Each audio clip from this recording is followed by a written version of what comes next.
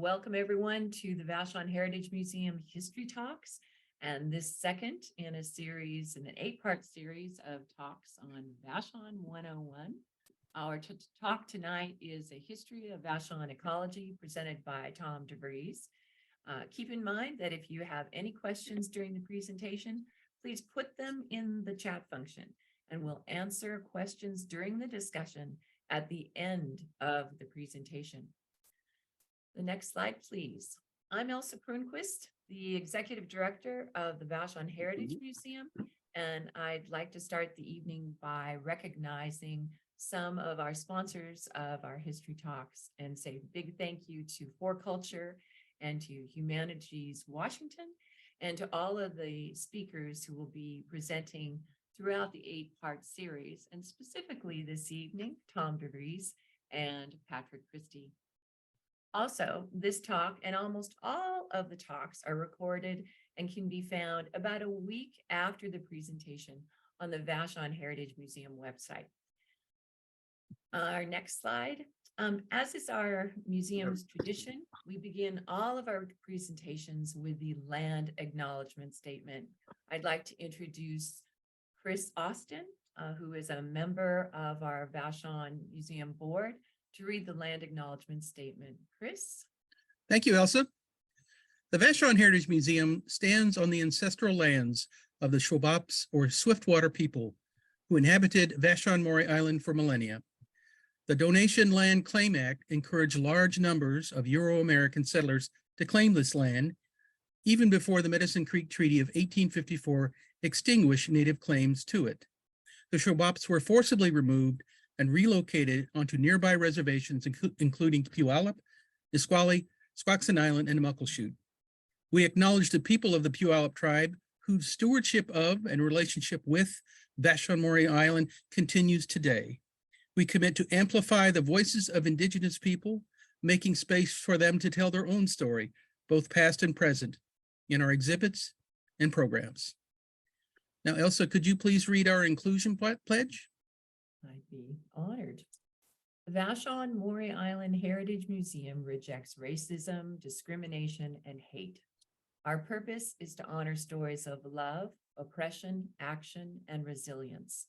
Stories that give voice to all, examine hard questions about social, economic, and environmental justice, and reveal racism and oppression within our heritage. We pledge that everything we do will honor the island's diversity of cultures and histories.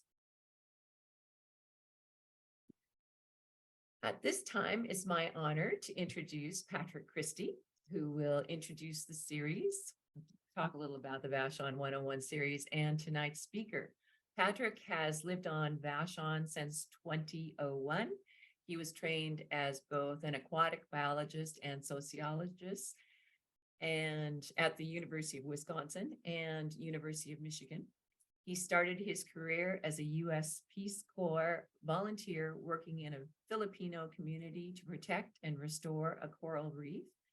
He is now a professor at the University of Washington, where he studies and teaches about how people relate to the ocean and how we can best organize society to improve sustainability.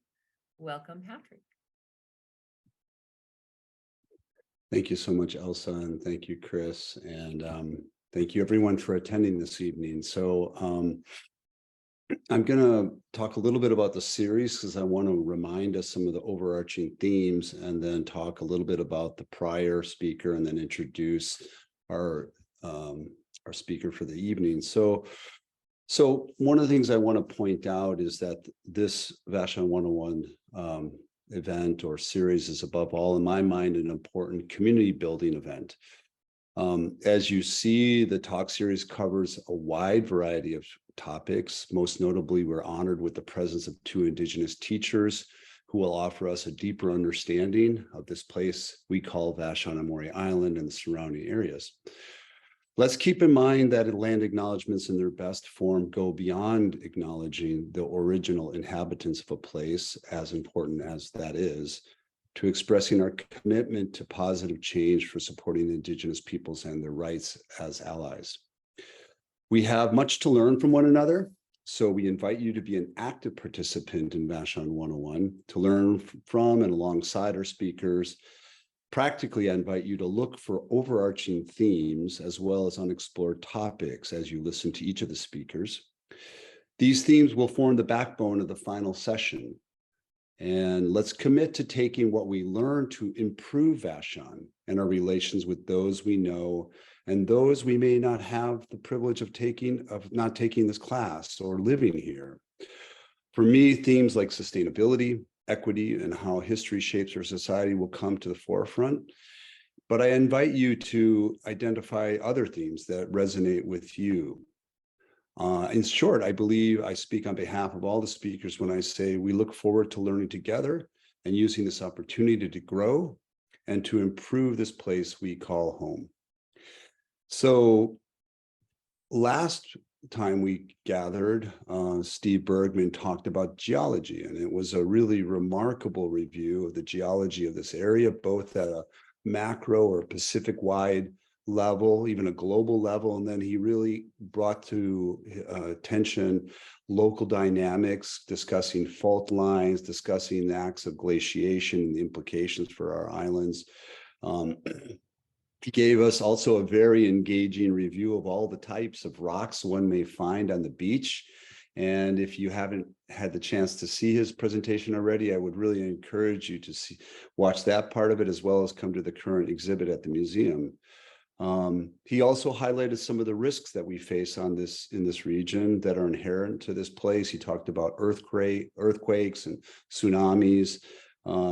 He also talked about how we are inextricably linked to the environment and dependent on the environment through our consumption of water, the consumption of trees. One of the interesting factoids I hadn't really thought about was that the deforestation of this island to fire brick kilns. And he really said that at some point when the trees ran out, the kilns ceased to exist.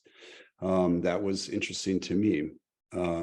He talked also quite forcefully about the implications of human actions on the climate, the releasing of carbon dioxide, which I believe is something that Tom DeVries will be talking tonight about as well. And he talked also about the implications regarding the potential of overpumping of the aquifer. He didn't say that there was any indications of overpumping the aquifer quite yet, but he did talk about problems with water quality in particular areas of our islands. So perhaps you've identified other issues and other themes in his presentation, but for me in particular, and the last thing that was also really interesting was the issue of time. He talked about how, in fact, the human footprint in this area in comparison to the geologic history is quite short. So that was an interesting take home. I think we should be thinking about the temporal dimensions of our speakers and what they present to us. So I now have the privilege of introducing Tom DeVries. Tom has lived on Vashon Island with his wife, Merchik van Hesvik. Sorry, Tom, I didn't get the primer on how to pronounce your partner's name. Sorry, so please. Marika van Heeswick. Thank you so much. For more than 30 years, for more than 20 years, he taught a variety of science courses at the Vashon High School, including marine science, environmental science, college geology, and molecular evolution. Tom has also maintained an active research program in geology and molluscan paleontology in Peru since 1980. So Tom, really looking forward to learning from you this evening. Thank you. And thank you for everyone for attending tonight. The theme tonight, a principal theme, is going to be change. Every instant, this change occurs, as Thoreau said, but our focus will also be on change throughout the millennia. The focus is Vashon. The history will also encompass all of Puget Sound. Our evidence comes from the field of paleoecology. Dr. Whitlock, shown here, a paleobotanist at Montana State University, points out that the value of the fossil record is inestimable for understanding our ecological past and, as is shown and highlighted in red, for understanding our ecological future. Now, traditional sources of paleoecological data will be the backbone of this talk. However, I'd like to first take a digression to northern Greenland. This wood shown here and organic matter and sediments preserved for 2 million years in that frigid environment offer a different kind of evidence of the ecology of the past. As reported just last year, they have recovered intact fragments of DNA and identified those fragments to a variety of animals and plants by comparing the DNA fragments with fragments in a genetic database of modern species of plants and animals. You have a chart here of the many, many kinds of plants they found DNA evidence for. In this chart, the fragments of DNA are shown listed vertically there as rows, or shown as rows, and the different kinds of plants are in the columns, grouped as aquatic plants, ferns, grasses, herbs, shrubs, and trees. As you can see, these fragments of DNA have identified dozens and dozens of kinds of plants, far more than you would have ever found by traditional means. The same is true for animals. For some reason, the authors switched axes on us here. The DNA fragments are now listed across the bottom as columns, and the different kinds of animals represented by these fragments, by comparison with the modern DNA database, the rows are different kinds of animals: birds, caribou, rodents, pachyderms, elephants, mastodons, mammoths, rabbits, insects, crustaceans, and so forth. All in all, a encyclopedia of the animals and plants that were living in this area 2 million years ago when it was much warmer. Now, following on this theme, we're going to return back to home from northern Greenland. We'll be crossing the Laurentide ice sheet, about which we'll say more later. For reference sake, you can see the 3 red dots, which from east to west are Boston, Chicago, and Seattle. We're coming back home, but still quite a long time ago. This chart has time running across the bottom, a proxy or a substitute for temperature going up and down. The red circle is the current modern warm temperature. The black circle at the left on the bottom is the height of the last ice age. The blue peaks here are warm interglacials. The blue troughs are various ice ages that have come and gone over the last million years. The swath of green on the left represents the span of time from which probably comes an unusual deposit in the south of Vashon Island known as the Point Dalco peat. This is it. In this peat, first brought to my attention by Steve Bergman, the speaker of last month, this peat has intact leaves, undoubtedly a lot of pollen, and we don't know, is there a DNA encyclopedia of the animals and plants walking around in this area 50 or 100,000 years ago? There are a lot of reasons to suppose that the DNA was not preserved anywhere near as well here as it was in the really, really cold environment of the past 2 million years in Greenland, but nobody knows. Nobody has ever studied the leaves, the pollen, or looked for any DNA in this deposit. So that was our digression. We now move to the main story here, which begins about 20,000 years ago. At that time, there was a huge ice sheet, the Laurentide ice sheet, which covered most of Canada and a great swath of the northern United States. I'd like to point out in the inset at the right side that despite the extent of this Laurentide ice sheet, it had not at this point, 20,000 years ago, entered Puget Sound. Why not in Puget Sound? Because at that time, sitting on top of that huge ice sheet was a very strong high pressure system. That high pressure system split the water laden westerlies into a arc up above us and another pathway south of us. The moisture bypassed us. And on top of that, this high pressure system sent cold and dry winds out of its center across the Cascades, across Puget Sound. And so if you were to be in Puget Sound at that time, these two photographs I found are representative of what you might have seen those 20,000 years ago.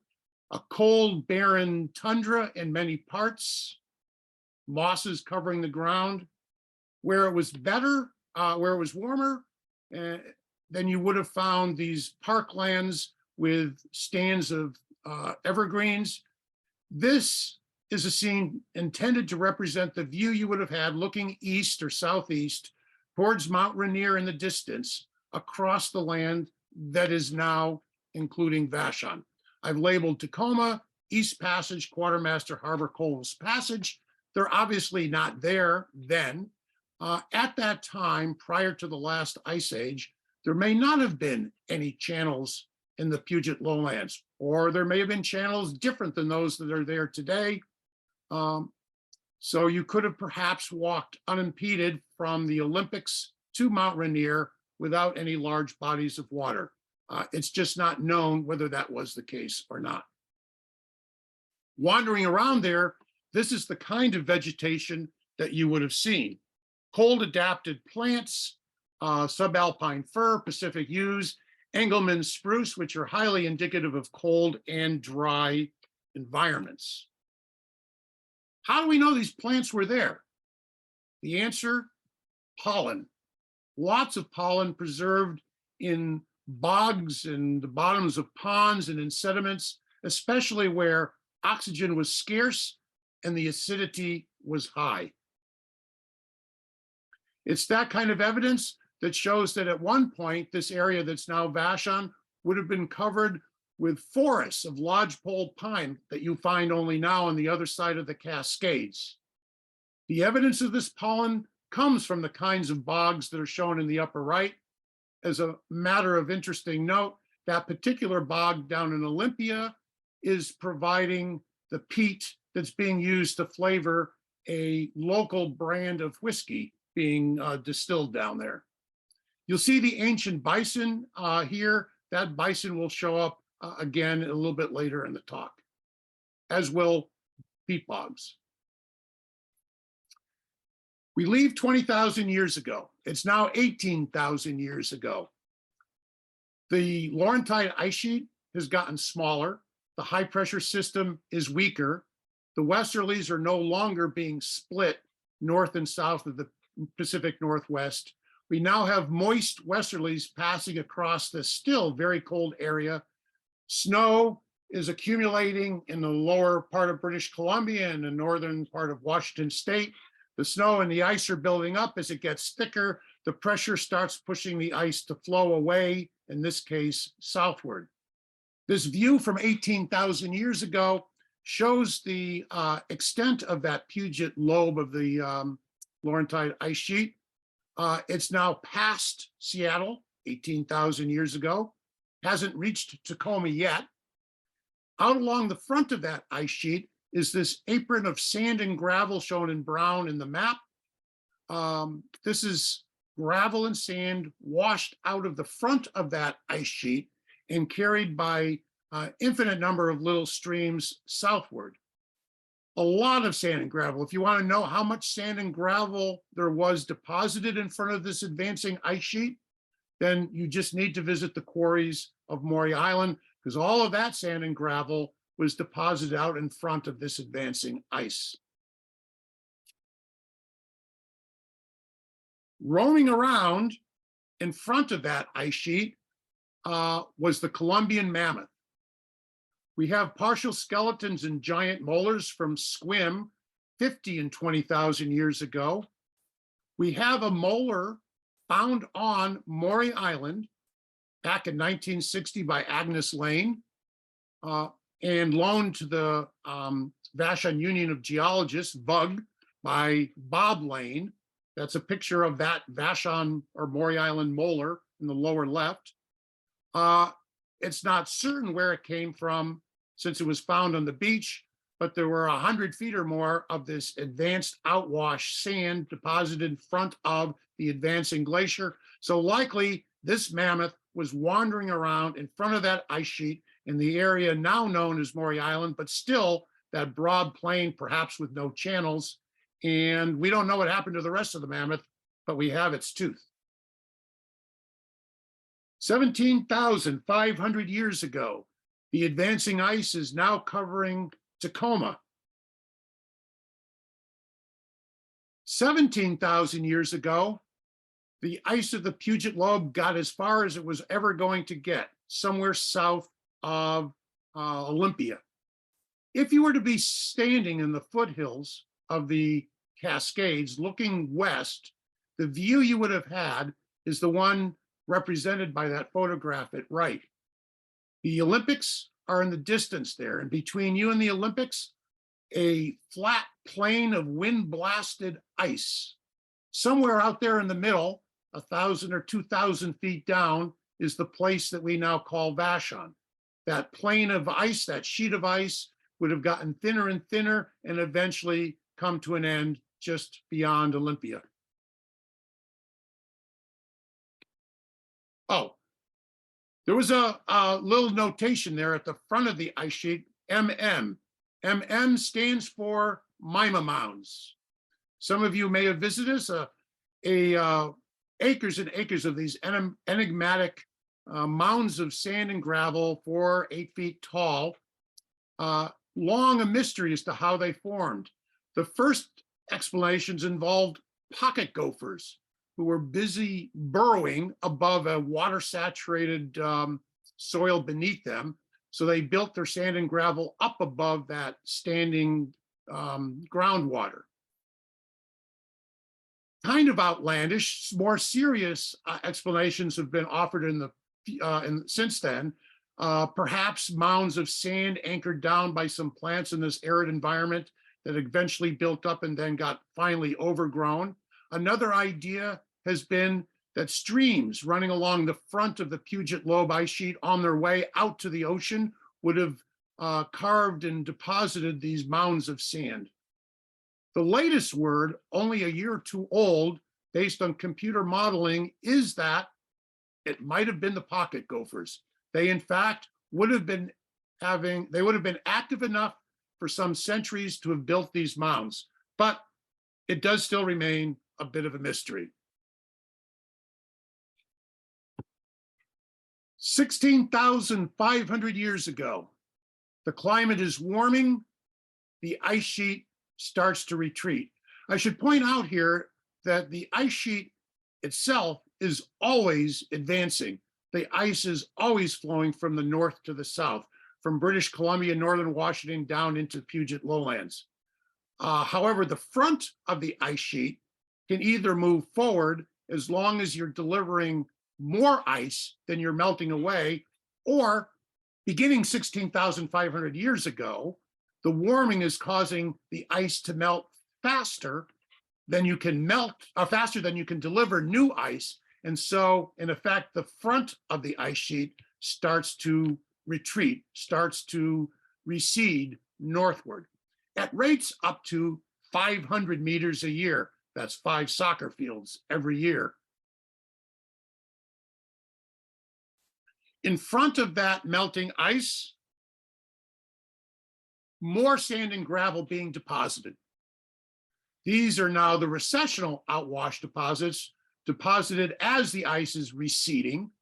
In the spirit of trying to imagine what this looked like on Vashon Island, you might consider the photograph at the upper right to be an aerial view of Tom Stewart's Misty Isle Farms as the ice was sitting somewhere up around the middle of Vashon, with vast quantities of sand and gravel being rinsed out, and these little streams, these meandering braided streams rolling down across Stewart's property towards the Burton water system.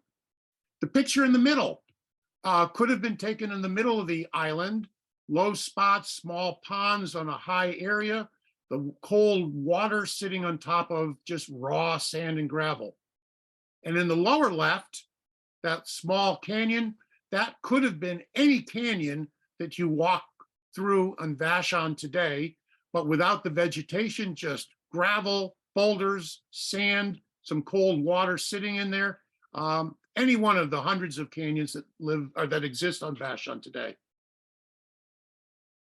And then speaking of views from Vashon, if you had been standing where the Tahlequah Dock is today, 16,500 years ago, when the channels underneath the ice sheet that we see today had been carved, when fresh, cold water trapped between the front of the ice sheet and the Tacoma Hills had nowhere to go, you would have seen this between you and what eventually became Tacoma. A lake, Glacial Lake Russell, a lake of really, really ice cold water, floating pieces of ice, and not much life out there. As the ice retreated, we have a reseeding of the plant communities that we saw before the ice reached here, the subalpine firs, the Engelmann spruce, and where the soil was especially new or particularly harsh, few nutrients, the lodgepole pines getting established there as well. Also in the low spots, where cold water ponded, sphagnum bogs. The cold water sitting there without many nutrients, the first plants to colonize would have been the peat mosses. They're really good at holding on to nutrients, especially where nutrients are scarce. Some of the nutrients may have only come in from rainwater. So these sphagnum mosses, moss bogs would have grown in amongst the lodgepole pine and the other evergreens that were growing in the area in the time.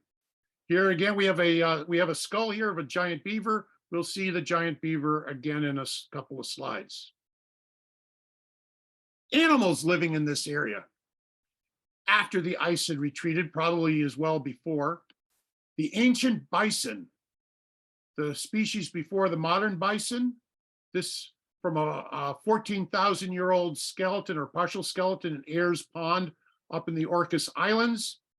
The little diagram at the right is a cross-section of the pond, a layer of ash shown with the red arrow, 7,700 calendar years in the past, deposited after the explosion of Mount Mazama.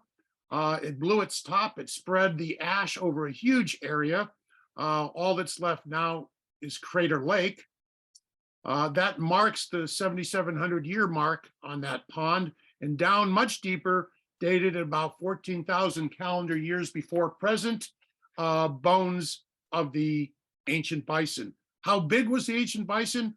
You can look in the lower left there and see how much bigger it was than the modern bison or buffalo today.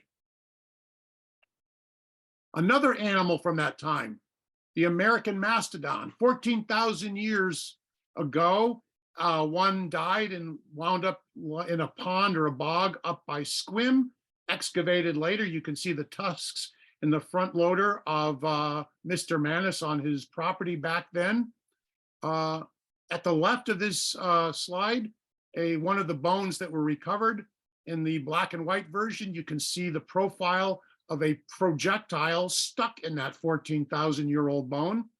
Just this January, a paper out on a reconstruction, a computer reconstruction of all the fragments of that projectile. It was a projectile made out of bone, and that's roughly what it would have looked like. It didn't kill the animal. The projectile was supposed to go between the ribs. It did not.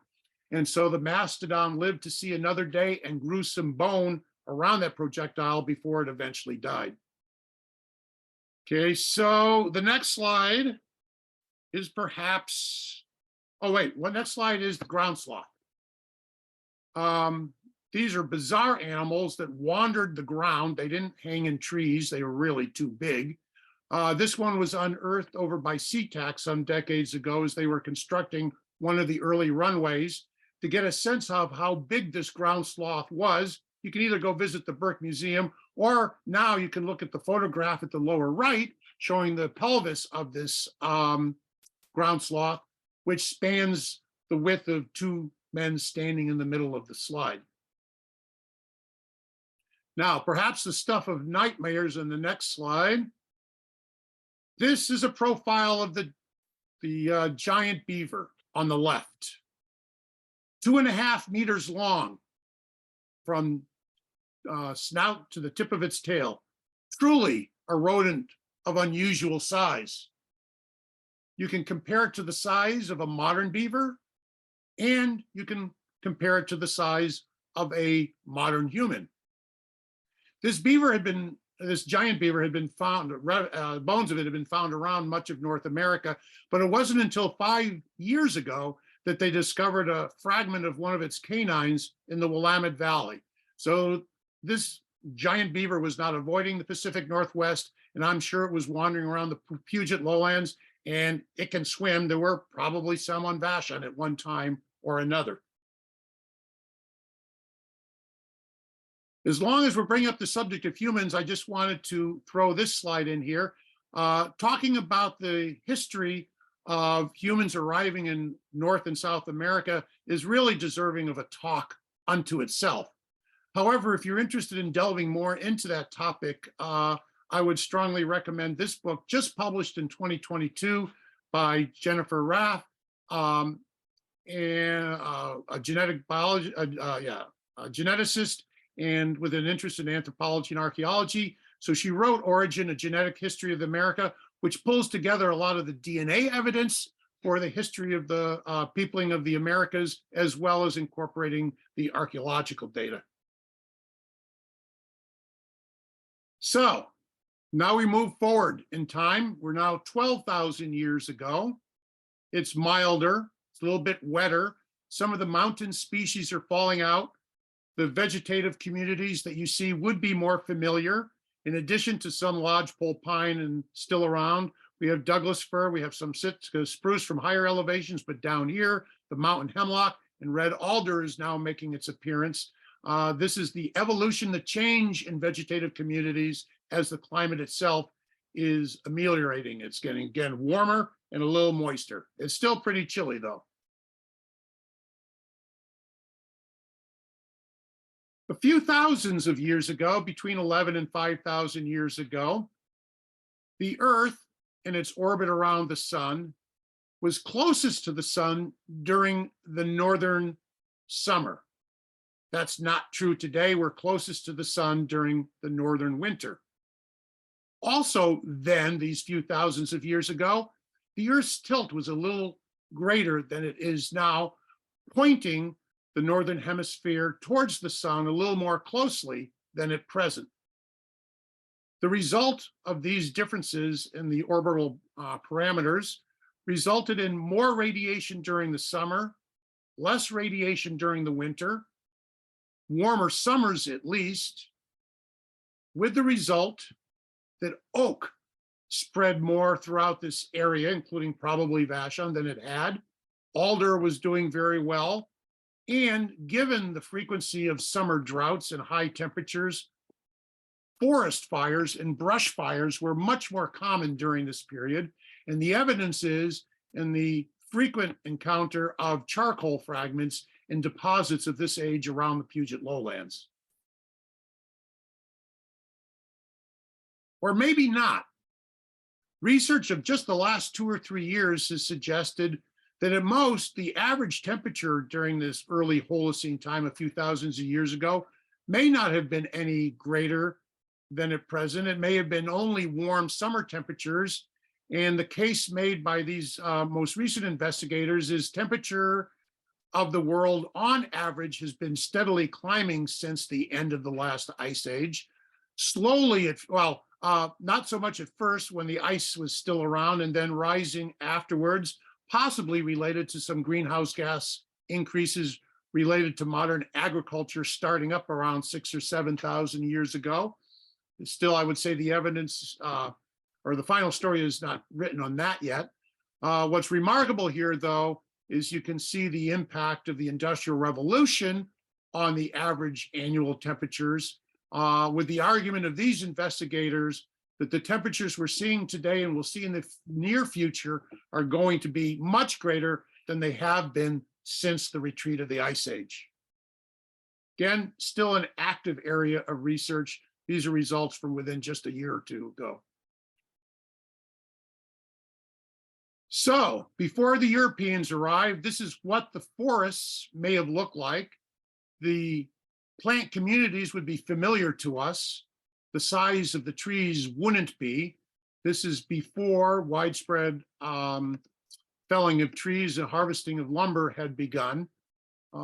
There was an interesting research proposal put out there whose opening line was that the Douglas fir may not have been the dominant species in the lowlands that it is in much of the lowlands today, but there never was any follow-up. So we don't know if that was a passing fancy or if in fact there's a chapter to be written about vegetation of the last few hundreds or couple thousand years that nobody knows anything about yet.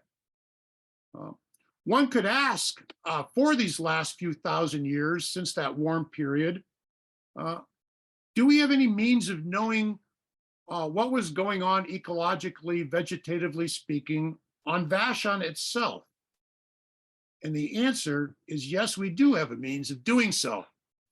This is an aerial view of Whispering Firs Bog. In Whispering Firs Bog, a property owned by the Vashon Maury Island Land Trust, there is a large patch of sphagnum moss in the middle of this lowland. That sphagnum moss is 11 feet thick, as we discovered with some investigations of using, or with some Vashon High School students from back around 1995. Surrounding this particular bog is an artificially produced moat of open water created by the harvesting of sphagnum moss to pack roses by the Beale Nursery up through the 1970s. How this Whispering Firs Bog came to be there is kind of interesting and related to the glacial history here. The LiDAR image on the left, image made by shooting light rays down and bouncing it off the ground. So many millions of these sorts of rays that many of them pass through the vegetation and in bouncing back, give you an accurate view of what the actual shape of the land surface was. In this LiDAR image on the left, you can see these faint streaks going roughly north and south across the island. Those streaks describe drumlins, a geological, glaciological feature, ridges, and then troughs between them formed when the ice was advancing. If you want to have a firsthand experience of these drumlins, you can drive out Bank Road or Cove Road, and the roller coaster ride you'll experience involves going up one flank and down the other flank of one drumlin after another.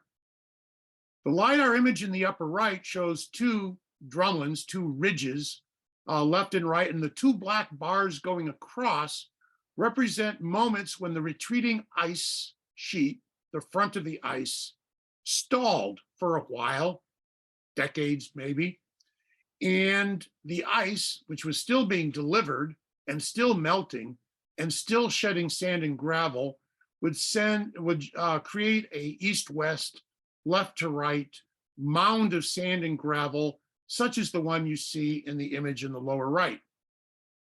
One of those barriers, one of those end moraines, formed between the two drumlins just north of the Episcopal Church. And there was another one a little farther north than that. The low space in between was filled with really, really cold water at that time. Sphagnum moss was the first plant to colonize that area, and that was the beginning of Whispering Firs Bog. Nutrients are very scarce, and whatever nutrients are there are held on to tightly by the moss, which makes it difficult for your typical marsh or pond plants to get a foothold. So what you find in Whispering Firs Bog and in peat bogs in many places are plants that can get by with fewer nutrients. Labrador tea and bog laurel are common constituents of whispering firs bog vegetative community and other sphagnum moss environments elsewhere. And also a highly unusual plant, the carnivorous plant, the sundew, is also found in whispering firs bog. If you can't get your nutrients from the soil, then I guess the sundew decided you need to get them from the bugs you can catch. The low nutrient load there in the whispering firs bog means that any tree that makes the mistake of trying to grow there has a very difficult time and winds up being stunted. There was some coring of these trees done a couple decades ago by a device such as shown in the lower right. And some of these very small stunted trees turned out at that time to be 60 or 70 years old. In other words, the same age as those really tall Douglas fir, which stand beyond the limit of whispering firs bog. Coring of this bog would give you a 6,000 year long history of vegetation on Vashon Island. These are not students from Vashon, and this is not particularly the whispering firs bog here, but they're doing the same thing we did back in 1995 with Matt Hansen and Evan Berry. And we did recover cores, just like the ones you see on the right, with the help of a grad student, Brian Sherrod from UW at the time. And we still have those samples, should anybody want to put together that 6,000 year long history of the vegetation of Vashon. We know that the history is not as old as 7,000 plus years, because we never did find that ash that's produced by the explosion of Mount Mazama. So we're now starting to move up into a time, which is really the time that's picked up on by Bianca Perla in her talk. That's, I think, 2 talks in the future.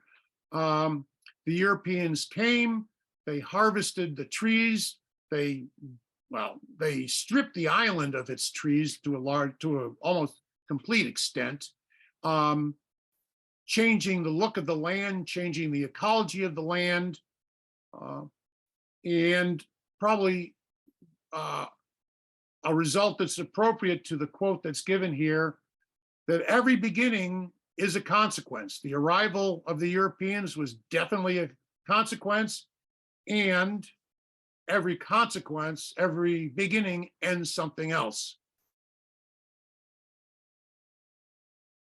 One of the things that the Europeans brought, besides a lot of axes and saws, were some plants from other places than the Pacific Northwest. And some of them were invasive plants that took over wherever they could.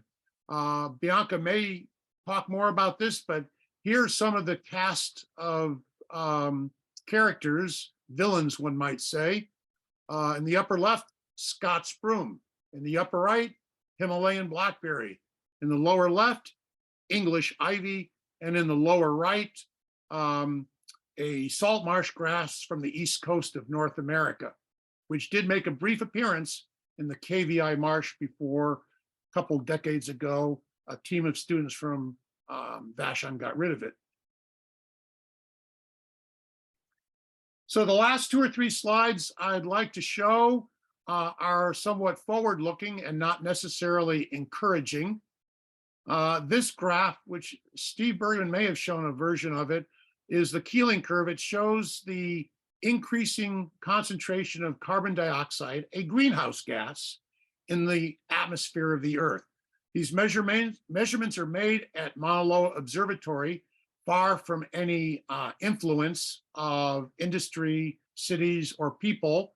I was recently reading about how they collect these samples. The people collecting these gas samples, these air samples on the top of the mountain, hold their breaths while they're doing it, so their own CO2 exhalations won't affect the results.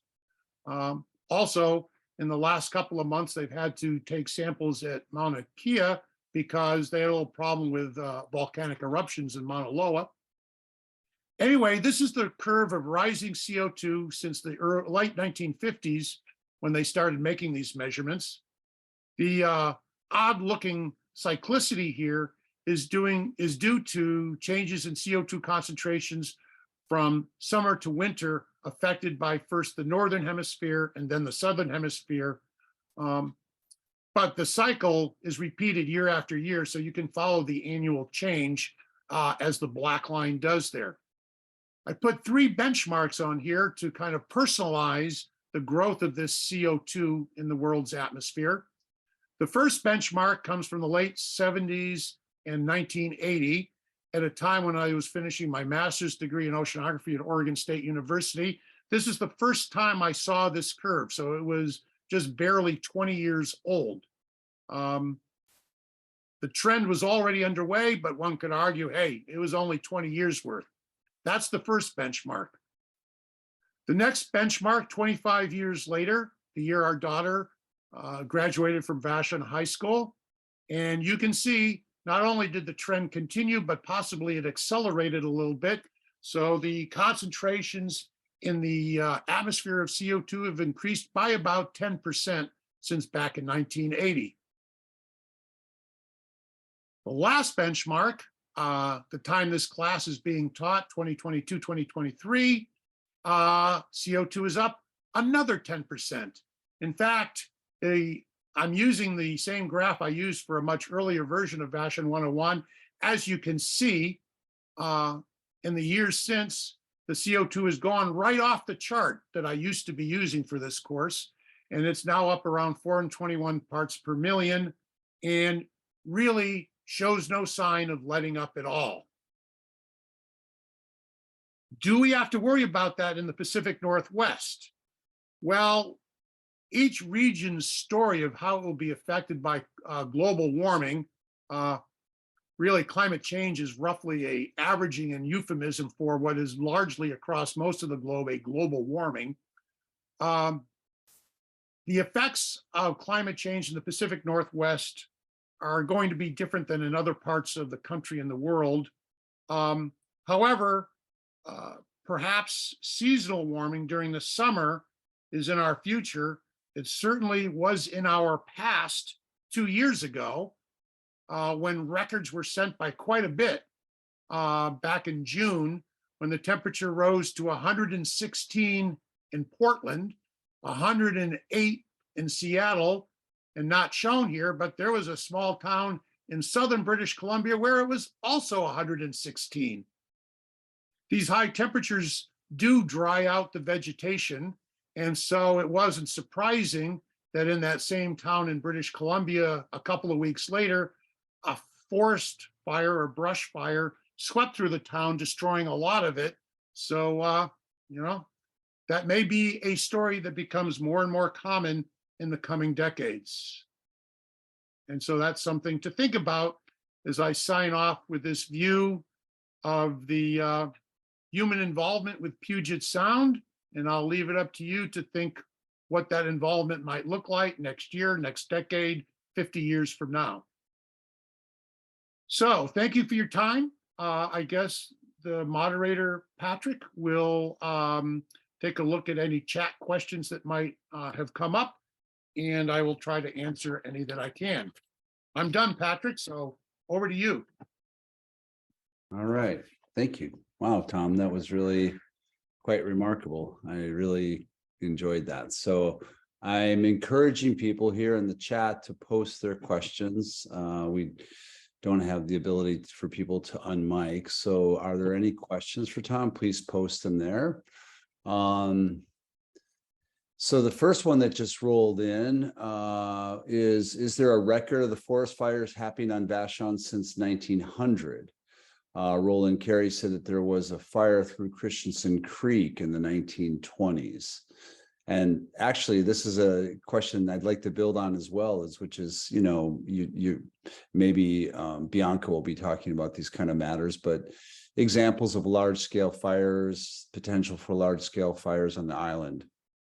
Yes, so there have been large fires. We tend to imagine, those of us who've only been here a very few decades or less time, to imagine that brush fires or forest fires of some extent, let's say 100 acres or more, aren't going to happen here, but they have. I don't know if Bianca will address this, but I do know there was a pretty big fire, I think it was in the 30s, down in Maury Island, and there's the other one that you mentioned.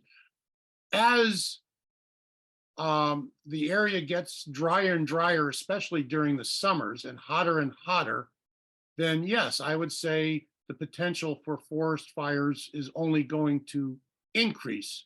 In fact, I know King County had a program that we took advantage of, where they would talk to a group of homeowners about how to reduce the risk of brush fires roaring across their own property and houses, and they helped get rid of some of the brush that would contribute to that danger.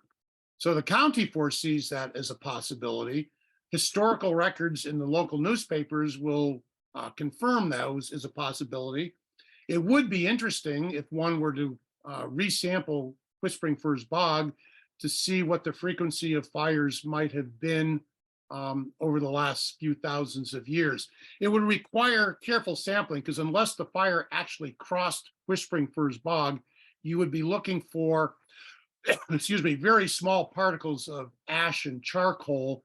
It would require a careful sampling, but people have done it before. I'm sure it could be done.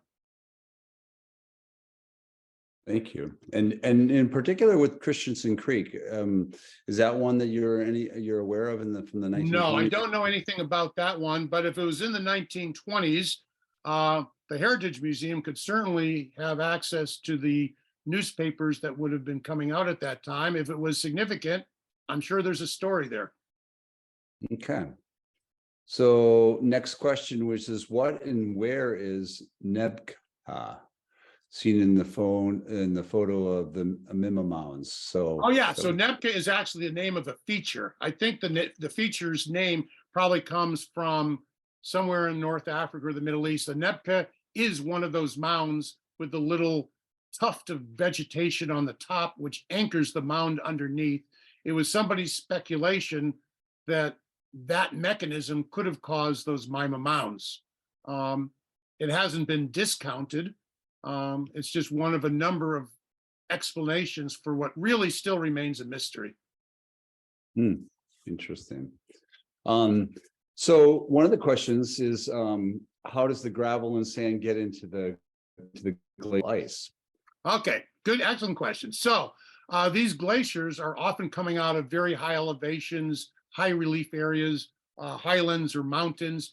And so most of that debris is falling on top of the glacier and then gets carried down by the glacier.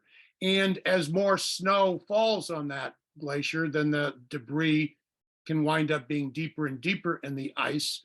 So I would say the bulk of that material is debris that's carried down from highlands to the north. Steve Bergman would have had something to say about this if he was here, because all those cobbles and pebbles that you find in the beaches that were carried down here by the glacier are from highlands and mountains, and you can identify in particular which highlands or mountains those cobbles came from because their lithology, the style, the nature of the rock matches places up in the North Cascades, up farther north in the Rockies, in the Cascades, in the San Juan Islands and Vancouver Island. So yeah, material falling onto the ice as it's on its way down here. Great. So I would encourage those of you interested in historic record on fires to look into the chat, because there's people posting information about historic fires on the island. Quite interesting. Another question. First of all, you're getting a lot of compliments about your talk and the slides and appreciation, Tom. And so what about the peat bogs, these really intriguing areas on the island? So I guess one question is are there multiple peat bogs, or really Whispering, is it that one in particular? And is there ancient wood preserved in them? And what else could be, anything else that you can share with us about these important bogs? Well, the only other bog that I know of or peat accumulation is the one with the reindeer in it, over on the road out to the landfill. I don't think that's anywhere near as thick as the one at Whispering Firs Bog. Given the geography there, it was probably a body of cold water sitting at the bottom of that little valley. It's the growth of the peat, the thickness of the peat may have been limited by when it started growing down there and the shape of the land, there could have been a point of drainage which limited how high the peat could build up. In the case of Whispering Firs Bog, the peat was able to grow quite high until the water table reached a point where it could drain out to the north and then down to Puget Sound. So I would say, oh, and then there is one small accumulation of peat moss, growing peat moss down at Lost Lake on the south end of the island, but it too is a much smaller accumulation than Whispering Firs Bog. It's also a floating mat of peat moss there with open water underneath, as we discovered when we tried coring that back in 1995. The advantage of the Whispering Firs Bog for developing a, say, 6,000 year record of what was going on vegetatively and perhaps forest fires is that it's solid peat from the surface down to the bottom, where you run into some glacial clay from when the glacier was here. So there's a record there. It just is a matter of teasing out the different components. And yes, there are twigs, there's pollen.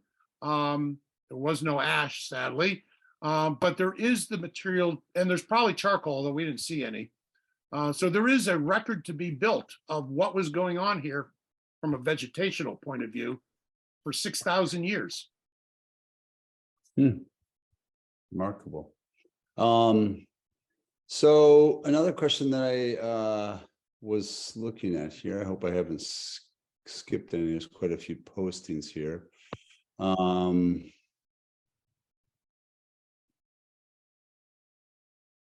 So a couple questions, and actually by questions about locations of these places. So people that might not be, Tom, your reference to a reindeer confused me a little bit until I realized you were referencing the creation of the reindeer pond on Cemetery Road. That's exactly where it is. Yes.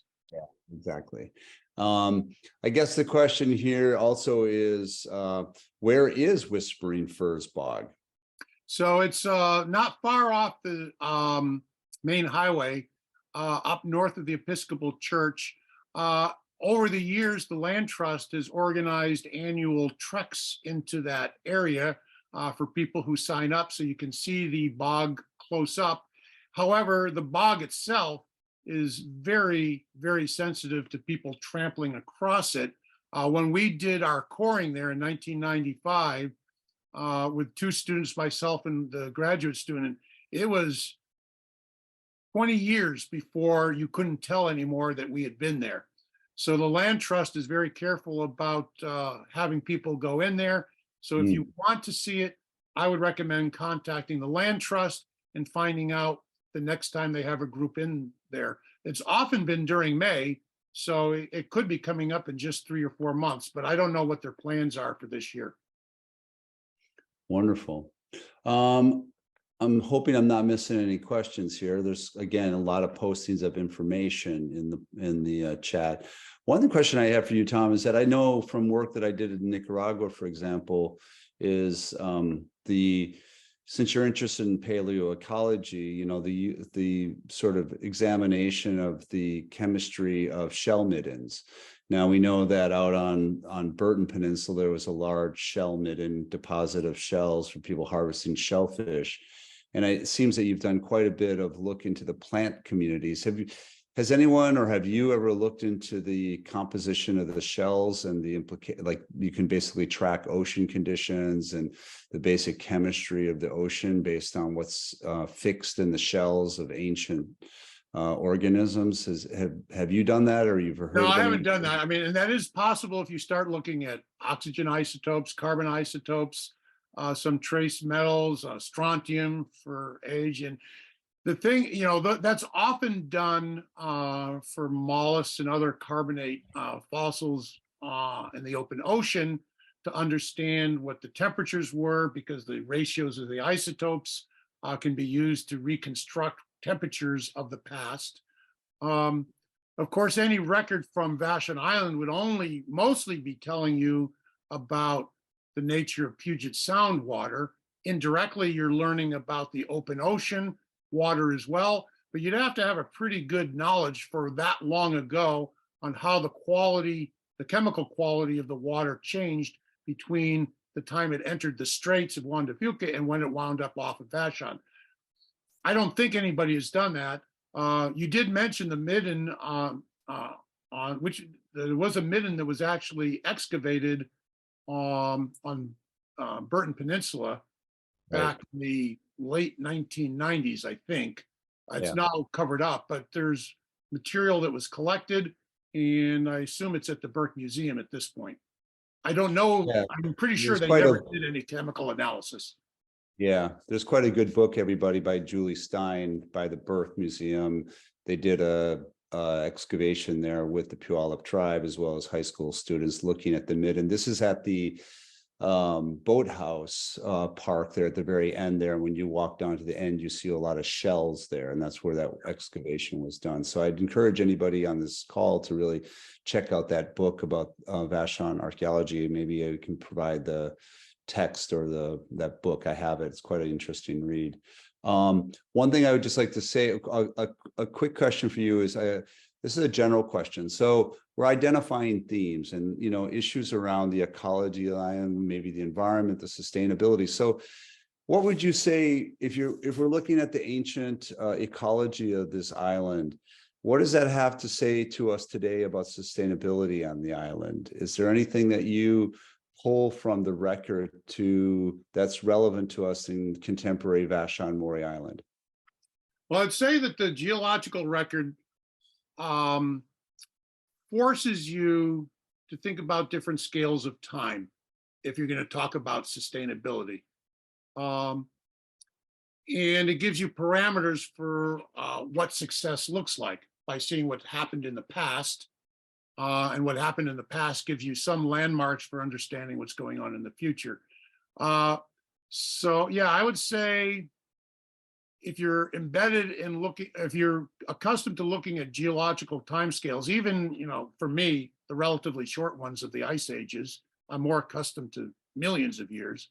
But if you're accustomed to looking at thousands of years of time or a few tens of thousands of years, I guess it perhaps sets a higher bar for understanding what sustainability looks like going forward, and that a short-term solution or a mid-term solution can only be looked at in the context of, you know, will this still be useful? Will it still have an impact 1,000 years from now? And this would bear especially on issues of population, as well as use of non-renewable resources. Mm-hmm. All right. Well, it looks like we have people posted the reference to that Vashon Island archaeology, other things, lots of clapping, I think, and appreciation, Tom, for you educating us with a really excellent presentation and discussion here. And so I think I'm going to pass it on to Elsa to wrap us up here. Okay. Thank you, Patrick. Sure. I guess I won't be passing it on to Elsa. She, in any case, I guess I'm the final here. So everybody, thank you for joining us this evening. Elsa, do you have any announcements to make?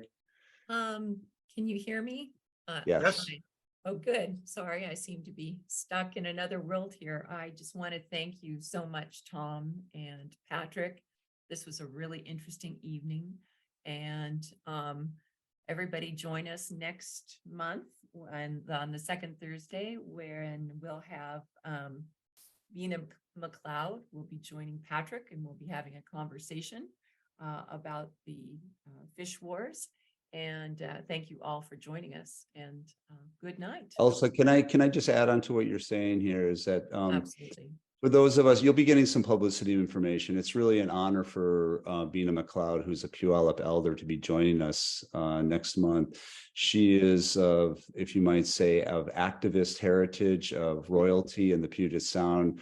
Her mother and father were both very active in the struggle for Indigenous rights in this area. Her mother's Janet was Janet McLeod, one of the co-founders of a very important North American Indigenous women's movement, along with people that have come to this island like Winona LaDuke. And Bina will be coming and speaking to us about her personal experience as a survivor of the fish wars, in which Indigenous peoples were incarcerated and beaten and struggled and have basically shaped the governance of Puget Sound, and some would suggest the leadership of the recovery of Puget Sound. So it'll be an interesting, more storytelling than PowerPoint lecture. I would really encourage you all to come to that presentation. It's going to be quite powerful. She's a woman who's quite interested because in Vashon Island, because this is the traditional territory of the Puyallup tribe, and this speaker series is really trying to foster connections with the Puyallup, as well as the museum is trying to foster connections with the Puyallup tribe. So it's going to be a really powerful week next week. So please do attend and get your mind blown. Thank you, Patrick. And again, thank you, Tom. And good night, everyone.